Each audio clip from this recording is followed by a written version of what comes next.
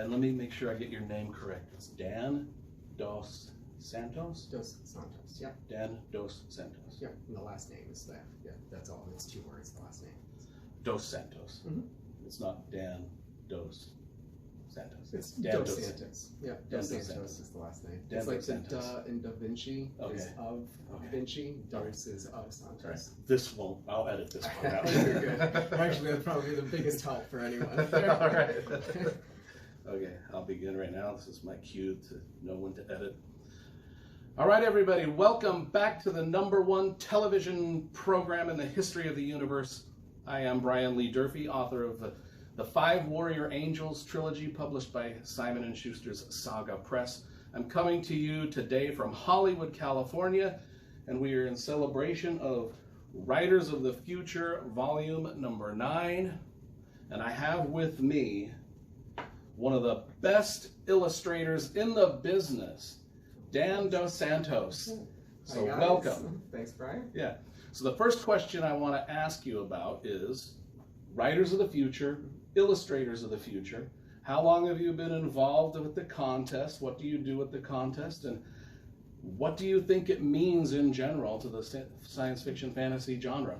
So I'm pretty new. I'm probably maybe one of the newest judges here. It's only been a couple years I've been doing it. I met Joni at Dragon Con, who's the coordinator for the event, and I also exhibit at Dragon Con every year. She told me about the program, and I have a real passion for education and scholarships and stuff like that. Okay. And when she told me about what they do, I was like, anything you want, I'm happy to help. Yeah. So I get to kind of, bad say, but I get to swoop in at the last minute and just judge everything and like give them my unwarranted opinion, and then just show up late to the party, pretty much. Yeah. Well, your artwork itself, I mean, you've done illustrations for like Patricia Briggs, Brandon Sanderson, Robert Jordan. You have got some of the best artwork out there. In fact, I started buying the Patricia Briggs books just because of those covers. Oh, thanks. I mean, those are dynamite. Can you talk to us a little bit about the medium you use to paint? Yeah. Do you use models for those characters? I mean, what's the process like for you when you create a book cover illustration? Yeah, so I've firstly been really fortunate to have some amazing authors, Sanderson, Rothfuss, Briggs, and they're really good at what they do, so that makes my job a lot easier because I'm getting good material to work with. But typically a job for me starts with the client, their publisher, reaching out and sending me, if there's a manuscript, which oftentimes there's not yet. And I read through, or I talk to the author about what the story entails, and I usually come up with at least 3 good ideas for a potential cover. And once they pick the one they want, then I go about and I hire models for my things, or I photograph friends and alter them, or myself, and then I begin the painting process. And so I'm pretty facile in all mediums. I use digital, I use acrylic, I use oils, but 9 times out of 10 my final product is an oil painting. Okay. Even though I use a lot of the other stuff preliminary wise. Okay. Well, that's cool. I mean, a lot of people are using digital mostly. Yeah, most of the industry is cool now. It's cool to talk to someone that's still using the paintbrushes and getting into it and all that. It wasn't really an option when I started doing this back in the 90s that Photoshop wasn't as good as it is now, and so everybody had to paint covers, and I kind of just, maybe I'm just obsessive, I don't know, but I've never really deviated from that path. Yeah, let's talk about some of your artistic influences now. Who are some of the painters and illustrators that you admired as a youngster and probably still admire now?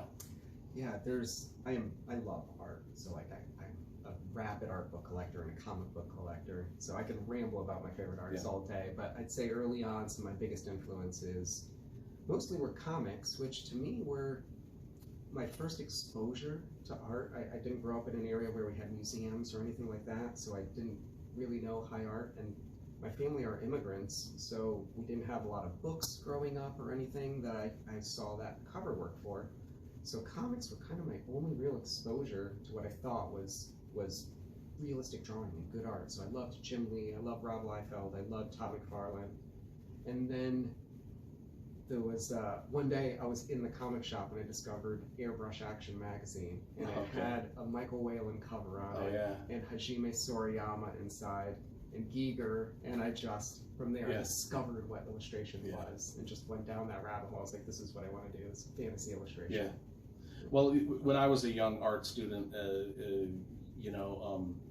in college, it was all about. Back when I was in the 90s in college, it was all about being artistic and abstract art, and I wanted to do illustrations. Like, my big heroes were Michael Whelan. Lowly stuff. Yeah.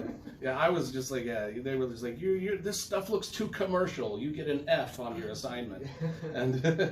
But I was trying to mimic like Michael Whelan and Larry Elmore and the brothers Hildebrandt and all those guys. But and still, I mean, those guys still hold.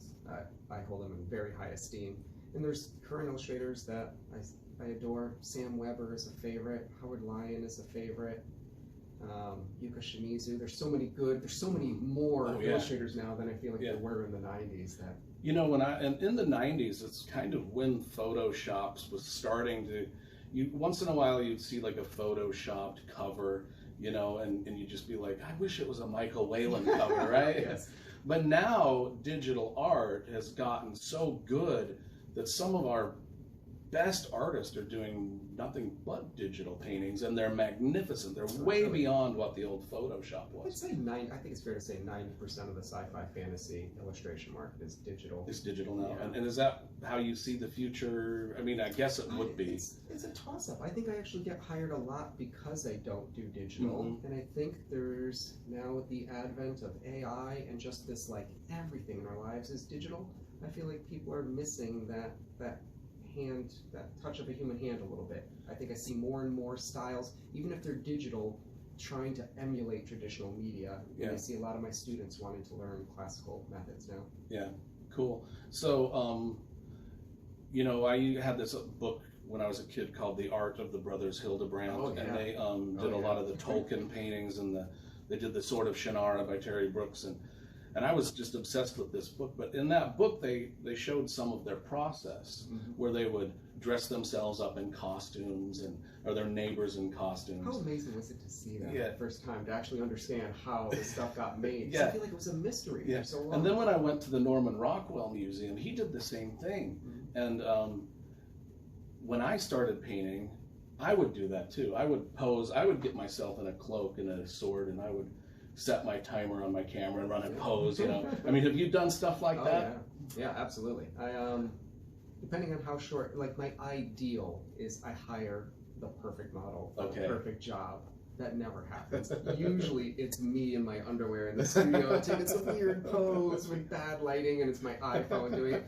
But it's balanced out with my ability to draw more from imagination. So I need less good reference to get it done.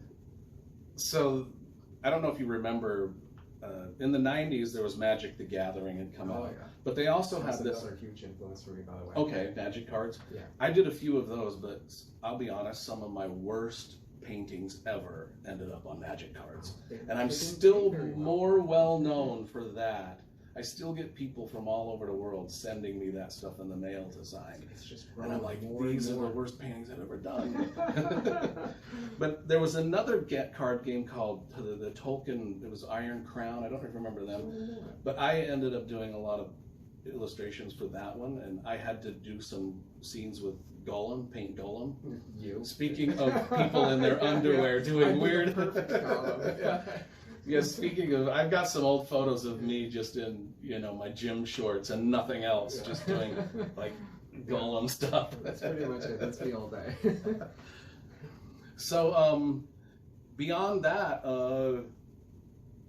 I think we went through the questions there. So Dan Dos Santos, everybody, let's give him a standing ovation, and we'll see you next episode. Thanks.